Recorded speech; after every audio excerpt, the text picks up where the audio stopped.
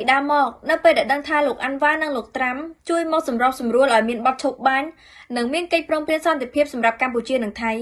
ប្រជាជនកម្ពុជាគឺពិតជាត្រេកអរនិងដឹងគុណចំពោះកិច្ចខិតខំប្រឹងប្រែងរបស់លោកទាំងពីរណាស់និងមិនដែលសម្ដែងនៅអាកប្បកិរិយាណាមួយដែលមិនពេញចិត្តនៅប្រទេសទាំងពីរនោះទេប៉ុន្តែផ្ទុយទៅវិញប្រជាជនថៃដែលតែងតាំងខ្លួនថាស្រឡាញ់សន្តិភាពបែរជាទៅធ្វើបាតកម្មនៅខាងមុខស្ថានទូតអាមេរិកនិងម៉ាឡេស៊ីនៅឯប្រទេសថៃដោយចោទថាប្រទេសទាំងពីរជាអ្នកចូលមកជ្រៀតជ្រែកក្នុងកិច្ចការរបស់ថៃទៅវិញទាំងដែលប្រទេសទាំងពីរគ្រាន់ត្រឹមតែជាអ្នកដែលជួយសម្របសម្រួលឲ្យមានសន្តិភាពប៉ុណ្ណោះដែលមិនមានជ្រៀតជ្រែកឬផ្ដល់យោបល់អ្វីណាមួយលើការសម្រេចចិត្តរបស់ថៃនិងកម្ពុជាសោះឡើយ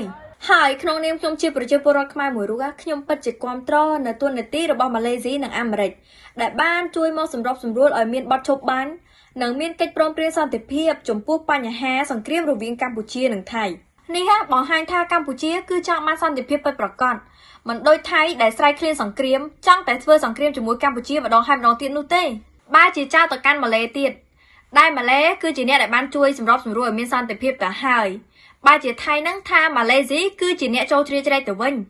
ក៏ប៉ុន្តែលោកអាន់វ៉ាក៏បានឆ្លើយតបទៅកាន់ការចោទប្រកាន់របស់ប្រជាជនថៃវិញថាម៉ាឡេស៊ីគឺមិនបានលូកដៃចូលទៅក្នុងរឿងនេះទេកុំយល់ច្រឡំ